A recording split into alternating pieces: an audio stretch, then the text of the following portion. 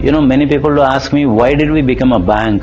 What's the benefit or what's the advantage of becoming a bank? Why couldn't you have remained as an NBFC? If you want to create a sustainable, a long-term, scalable value proposition, a banking format is something which is a lot more kind of, broad-based. Yeah. And that broad-based platform enables you to scale up over a long period of time to a different level.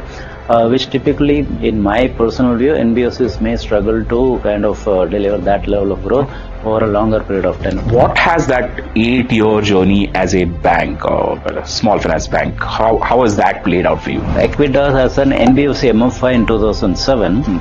And there was a guideline from RBI for a differentiated banking license which came in 2014, and we applied for that. RBI gave us the license in 2015, converted our NBFCs into a bank in 2016 September. As a bank, we calculate what we call as a landed cost of money, which is the interest cost that we pay on deposits, plus the entire liability team which we set up as a bank to mobilize deposits, the entire cost of the liability team, and there's a certain level of negative carry on our SLR CRR investment, which we have to make as a bank.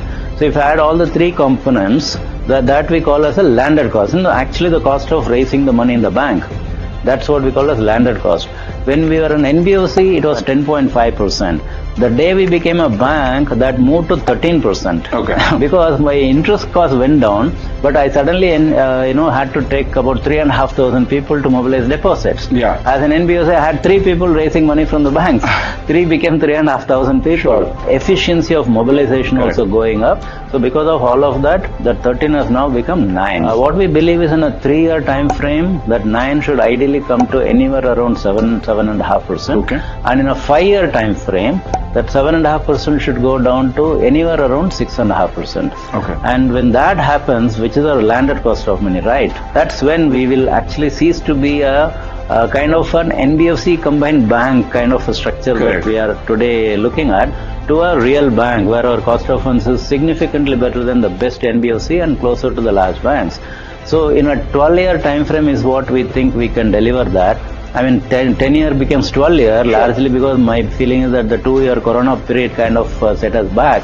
So more or less the 10-year plus the 2-year corona, so that's a transition, or that's the trajectory that we are looking at to get the benefit of what we initially planned as we converted. But I want to ask one question for sure, which is on the liabilities front. You're still growing on CASA. CASA ratio not so much, but CASA absolute numbers you are growing. Fixed deposits, of course, you're growing. How are you getting these numbers? As you mentioned, we do pay 7% at some slabs for savings interest rate, and on term deposit we pay, our peak is 8.5% compared to 7.25%, which is a peak for most of the large banks. So I am about a 1.25% higher than the large banks. Second thing is that we do a lot of brand promotion, and when I say brand, I don't mean national brand building, but I'm saying at a local catchment area.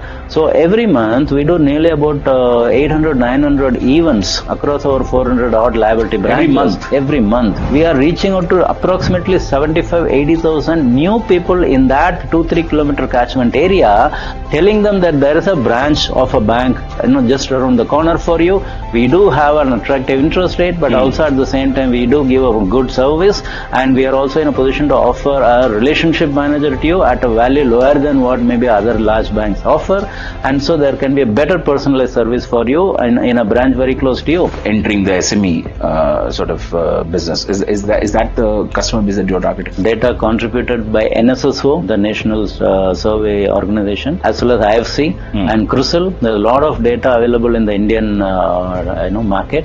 As per those data, there are about 55 million small businesses in the country. Out of 55 or 60 million small business houses, approximately 45 million of them own a house property. And out of that, about 1 million people have actually been able to avail a loan. Okay, so that leaves about 44 million households who are running some small businesses who also have a house property. It's not like it's got to be an unsecured loan for them. They do own a house property, and yet they are not able to avail a loan from any of the organized players. So that's a kind of demand gap that we are looking at.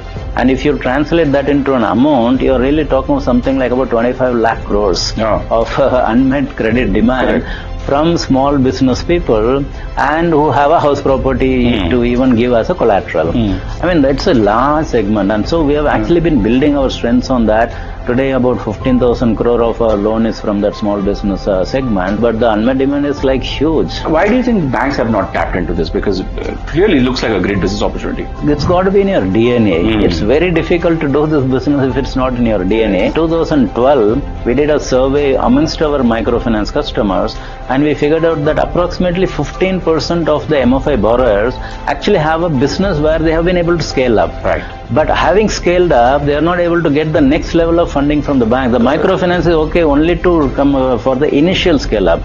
After that, when they want to scale further, they need a bigger loan, and banks are really not available for them to do that kind of lending for whatever reasons.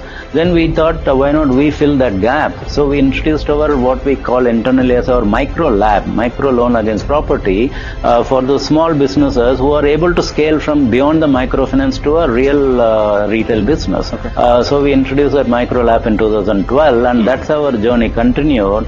And today microfinance contributes about 18% of the book, while 38% is our small business loan, 25% is commercial vehicles, and about 10-11% is our affordable housing. Okay. Thank you so much for coming down to our studios and taking time out from your busy schedule talking to us, sir. Sure. Thank you. It's my pleasure.